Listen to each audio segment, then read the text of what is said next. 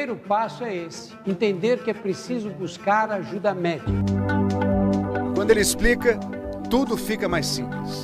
A gente aprende a se cuidar e a cuidar de quem a gente ama. Tudo bem? Tudo já. Hoje é dia de celebrar essa parceria que já tem mais de 2 décadas. Aqui no Fantástico, o Dr. Drauzio Varella revelou o estrago que o cigarro faz no pulmão dos fumantes. Pulmão sem cigarro, um pulmão com cigarro. Essa imagem marcou demais. O Dr. Drauzio também ajudou a gente a entender as armadilhas das dietas e da obesidade. O que você pode fazer por você mesmo é ingerir menos calorias e aumentar a atividade física. Derrubou mitos e preconceitos sobre as pessoas com síndrome de Down. Eu acordei bastante sem ar. E comoveu o Brasil com o dia a dia angustiante de quem esperou anos por um transplante. Você está com a cara muito feliz. Eu estou muito feliz.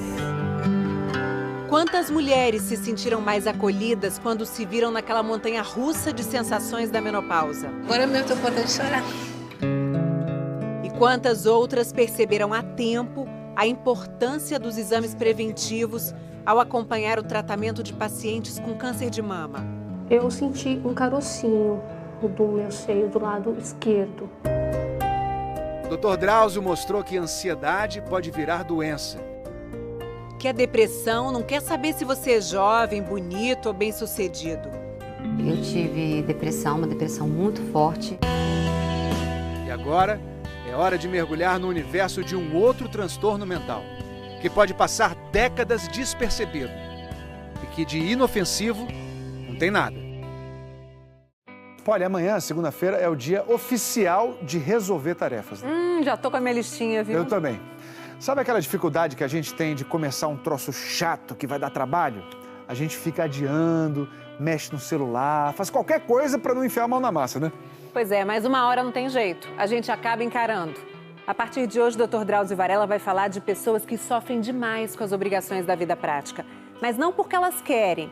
Elas têm um transtorno que faz com que se distraiam, tentando prestar atenção em tudo o que acontece ao redor. Tudo ao mesmo tempo. Já pensou? Assim é a vida de quem tem TDAH.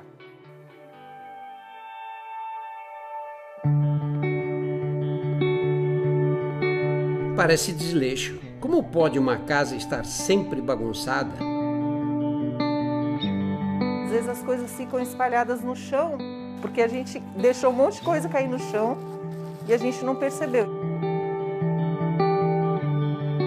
Esquecer uma data importante, falta de amor ou pouco caso. Aniversário, não tem jeito de lembrar.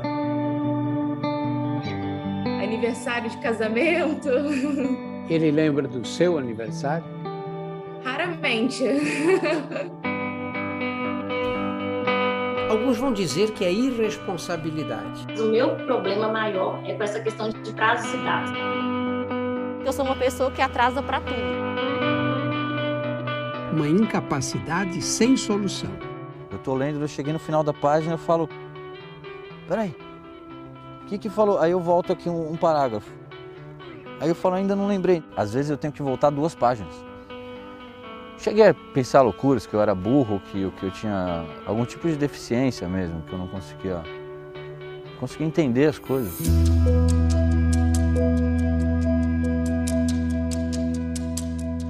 Imagine passar a vida sendo julgado pelos outros e por você mesmo como alguém que não consegue cumprir tarefas triviais no tempo certo.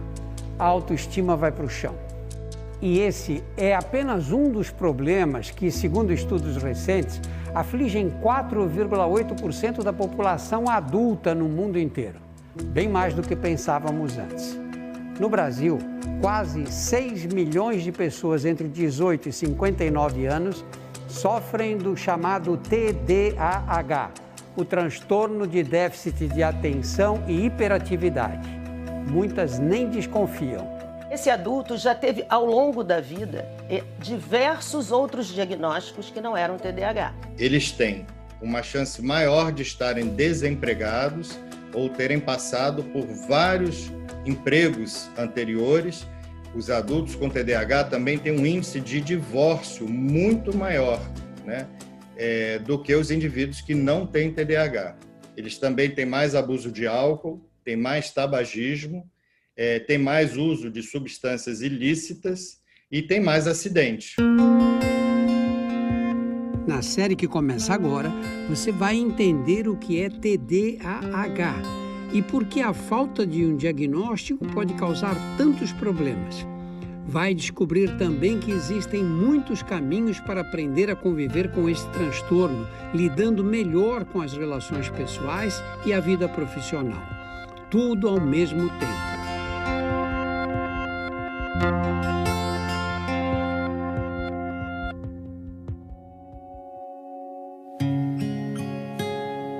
Esse aqui é o Max, no momento mais feliz do dia, a saída da escola. Aqui, meu filho. Os meus 2 filhos são um sonho, eu queria muito ser pai. Cara, o Nuno e o Dom, eles já nasceram... Eles nasceram com a sorte, né, de eu ter passado pelo que eu passei, assim,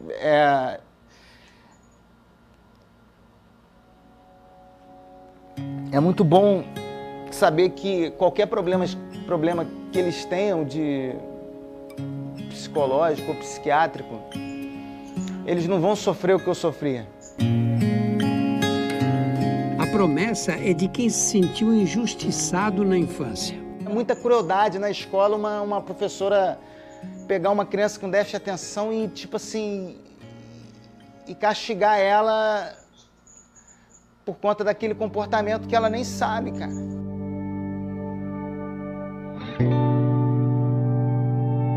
O diagnóstico de TDAH só veio aos 33 anos e, por acaso, foi uma depressão profunda que levou o Max a buscar ajuda médica.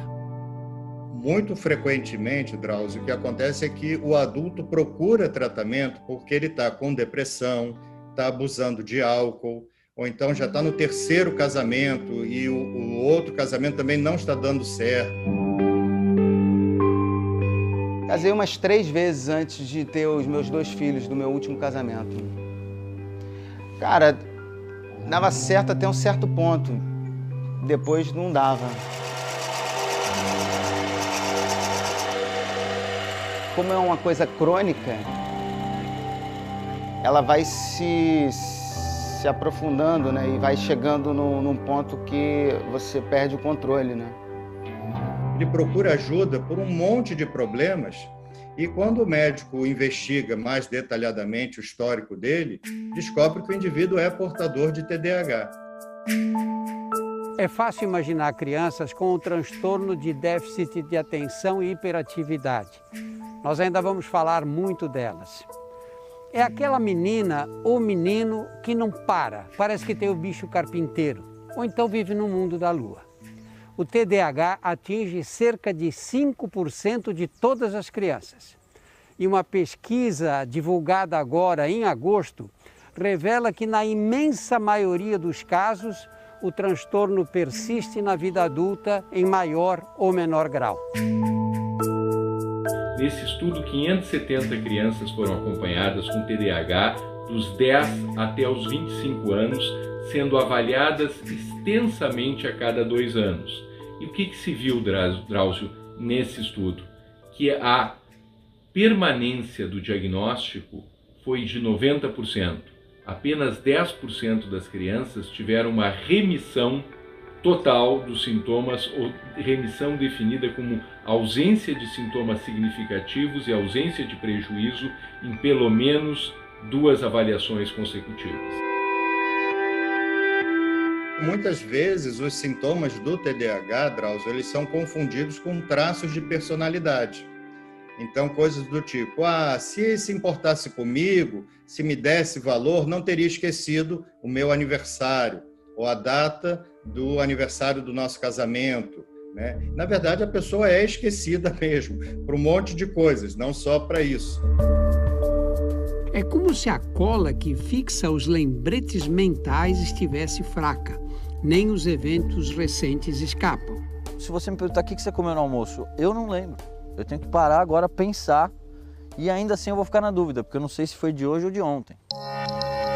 Essa distração excessiva acontece por um desequilíbrio químico.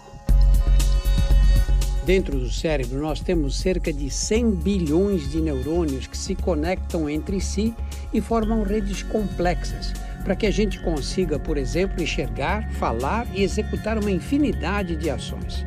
As informações atravessam esse espaçozinho entre um neurônio e outro, que a gente chama de sinapse, com a ajuda de substâncias químicas chamadas de neurotransmissores, os mensageiros.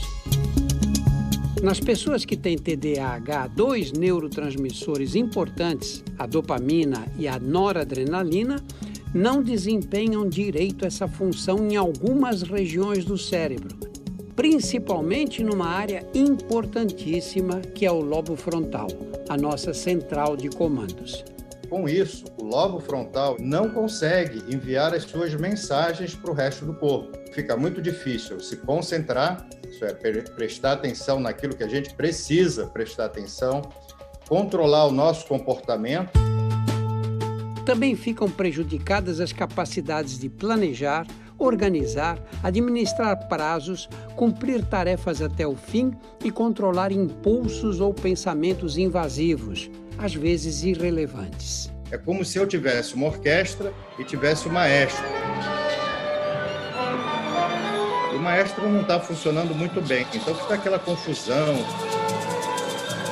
os instrumentos musicais ao mesmo tempo. Drauzio, é assim, eu tô aqui no quarto, preciso fazer um negócio na cozinha. O tempo de eu chegar na cozinha, já era. Eu chego na cozinha e falo... O que eu vim fazer aqui? Às vezes eu tenho que voltar ao caminho para pegar o pensamento. Será que você conhece alguém com TDAH? Os adultos não são hiperativos, eles são inquietos.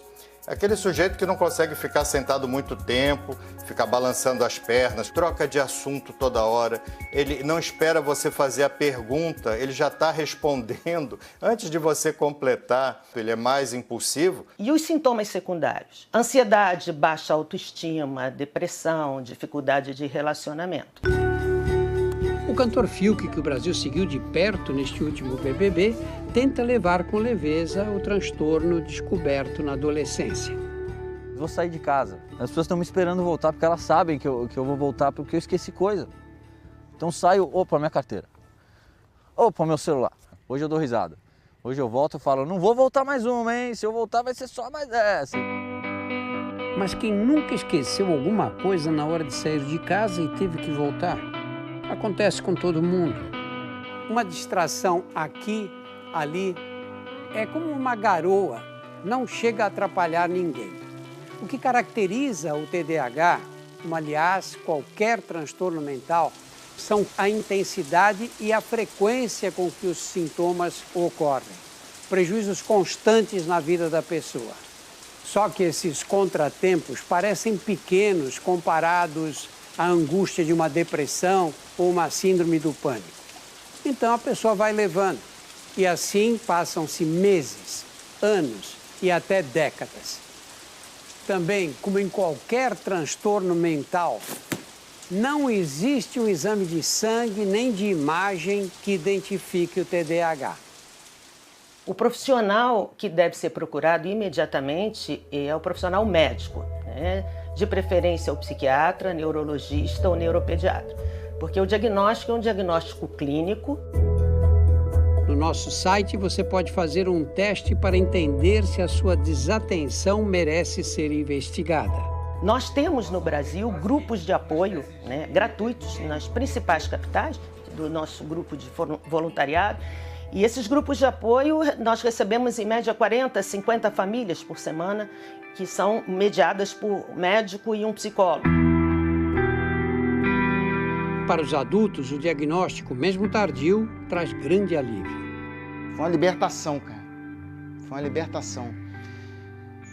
Quando eu descobri, cara, que eu não estava em pé de igualdade, cara, por conta de um pedacinho ali do cérebro que não fabrica aquele componente químico ali, né?